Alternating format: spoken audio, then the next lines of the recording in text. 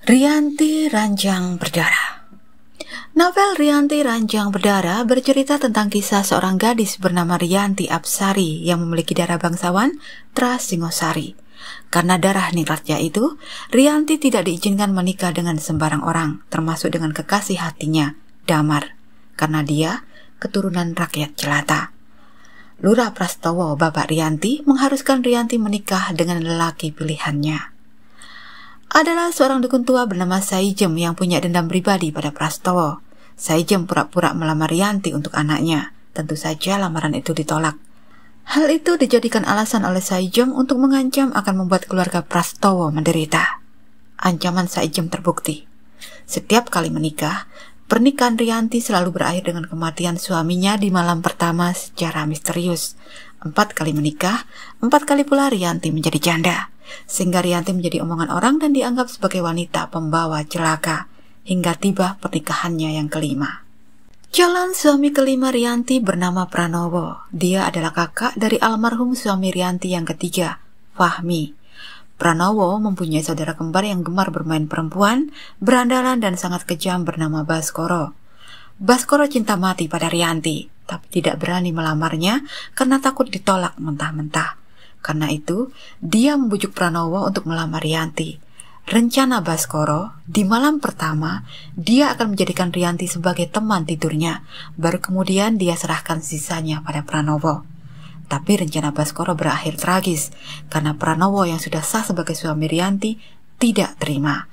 Keduanya terlibat perkelahian bersenjata yang berakhir dengan kematian Pranowo.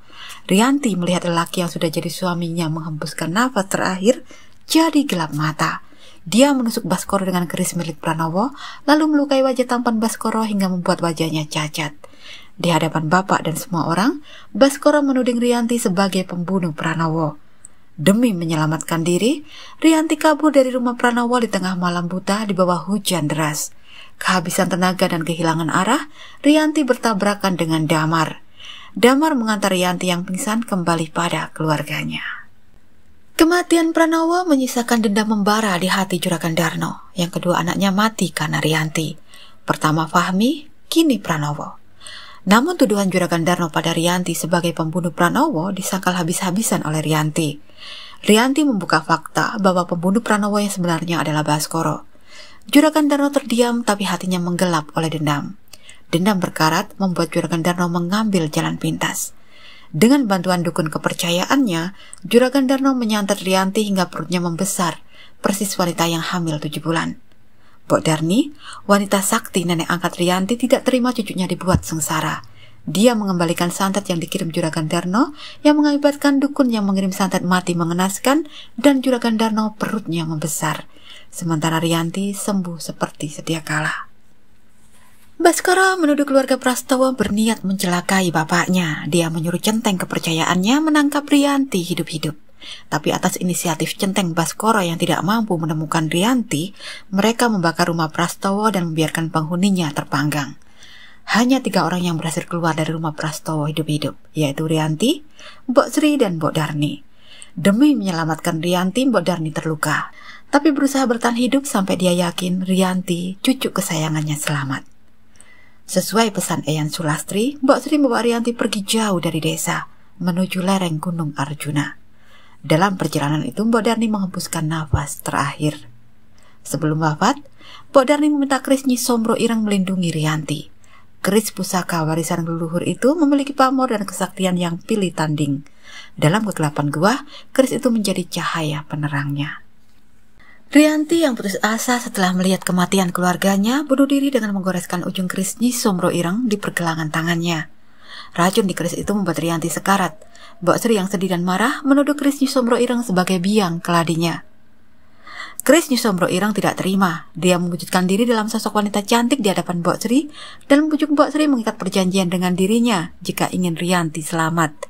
Mbok Sri yang sangat menyayangi Rianti menerima perjanjian itu. Setiap perjanjian pasti ada timbal baliknya. Keris Nyi Sombro Ireng meminta Mbok Sri tidak makan dan minum sampai Rianti sadar.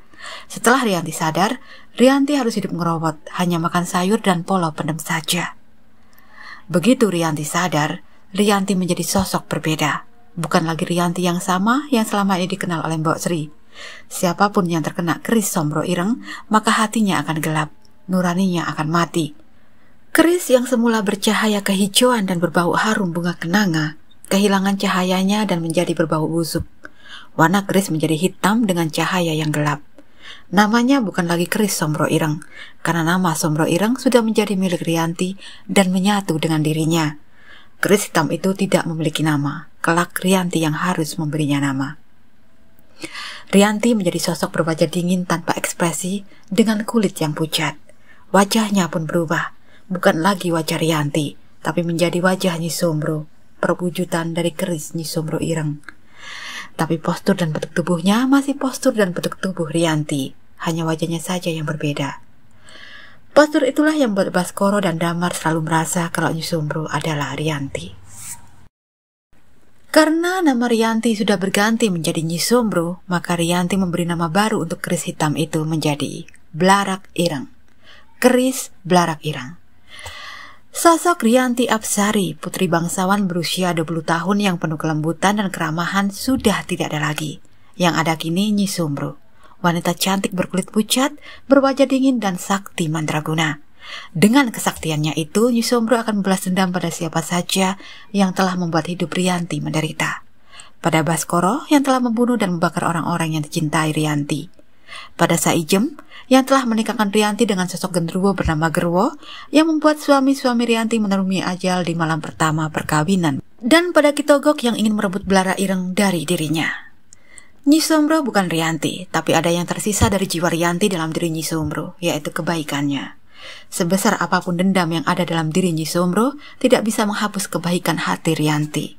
Sehitam apapun pengaruh energi Blarak Ireng pada diri Nyi Sombro, tidak bisa menghitamkan nurani Rianti. Pada akhirnya, bukan Blarak Ireng yang mempengaruhi Nyi Sombro, tapi Rianti yang mengendalikan Blarak Ireng.